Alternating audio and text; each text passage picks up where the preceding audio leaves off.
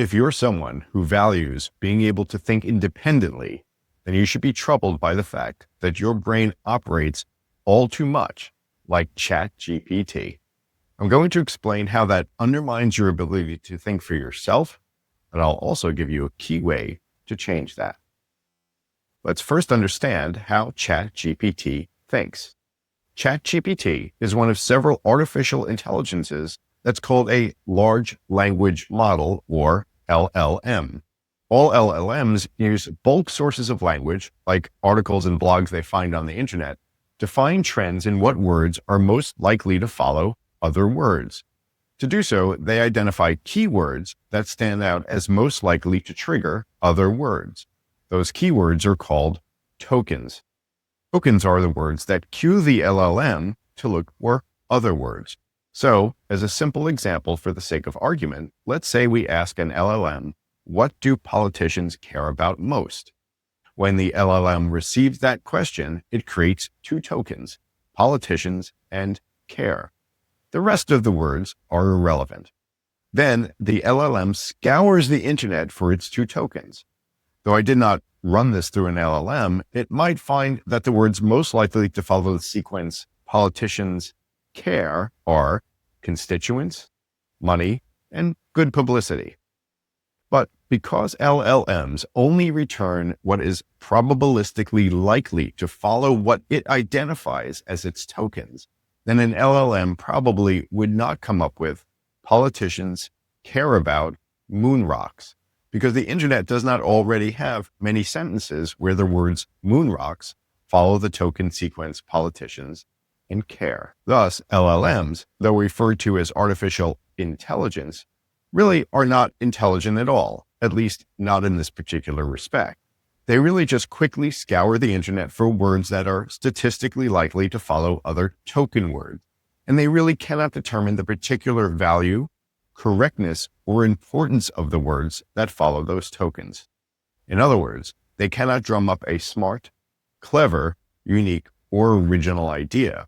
They can only lumber their way towards identifying statistically likely word patterns.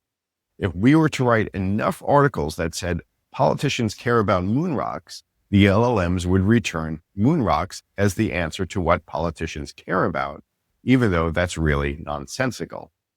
So, in a nutshell, LLMs just connect words that are statistically likely to follow one another. There's more to how LLMs work, of course, but this understanding is enough for our discussion today. You're probably glad that your brain doesn't function like some LLM dullard that just fills in word gaps with ready-made phrases. But I have bad news. Our brains actually function all too much like LLMs. The good news about your brain is that one of the primary ways that it keeps you alive is that it's constantly functioning as a prediction engine. Based on whatever is happening now, it is literally charging up the neurons it thinks it will need to use next. Here's an example. The other day, my son and I were hiking in the woods. It was a rainy day, so as we were hiking up a steep hill, my son tripped over a great white shark. When you heard that, it actually took your brain longer to process the words great white shark than the other words.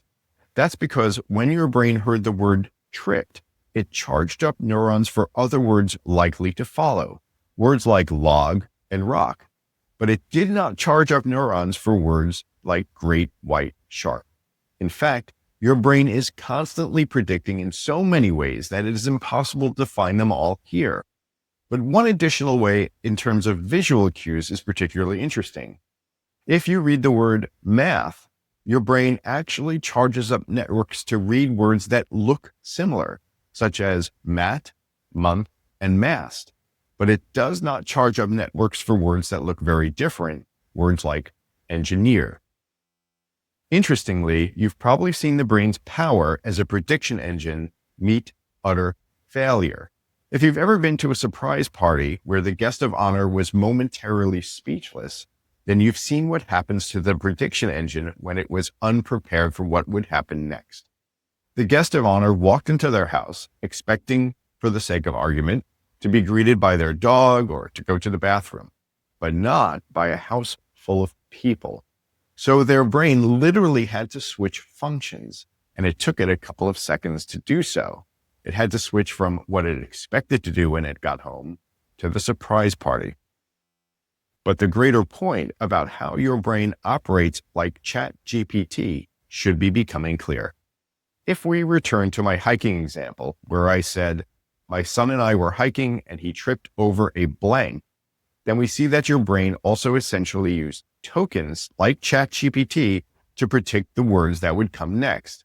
It saw the word hiking and the word tripped, and it queued up words like log and rock, but not words like great white shark. And it did so for the same reason ChatGPT does so. It prepared for the words likely to follow its tokens. The good thing about the fact that your brain operates as a prediction engine is that you're not surprised by every word you hear or read. Imagine if every time a server approached you at a restaurant, you had absolutely no idea what they would say. Imagine if they were just as likely to say, "Hi, Roman soldiers wore shoes called caliga," as, "Hi, may I take your order?" Every conversation would be chaos. Neither person would have any idea what the other person would say next.